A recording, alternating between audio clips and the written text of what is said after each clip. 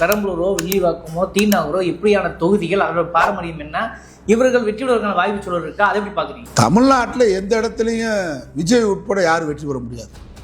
நான் மிகைப்படுத்தி சொல்ல, ஜாமீன் தொகை விஜய் வாங்குவாரே தவிர, அவர் வில்லிவாக்கத்தில் பேராசிரியர் நின்றுக்கிறார், கழகத்துடைய பொதுச்செயலாளர் இருக்கிறாரு, நம்முடைய சுப்பு பழைய தொழிற்சங்க தலைவர் நின்றுக்கிறாங்க, தாவனா பாண்டியன் போன்றவர்கள் நின்றுக்கிறாங்க, மகேந்திரன் பெரம்பூர் தொகுதியில் நின்றுருக்காரு, பல முறை கம்யூனிஸ்ட். இன்னொன்று தொழிலாளர்கள் நிறைந்த பகுதி பெரம்பூர்லாம் இந்த ரயில்வே தொழிலாளர்கள் நிறைந்த பகுதி. ரெண்டாவது பெரம்பலூர் விஜய் குறிவிக்க காரணம் தாவேகா கட்சி விஜய் திரிசா கையில் தான் அந்த கட்சியின் முடிவு இருக்குன்னு எழுதியிருக்காங்க. சூசகமா இன்னைக்கு தினமலர் எழுதியிருக்கு. இன்னைக்கு தினமலரே காட்டுறவா உங்களுக்கு.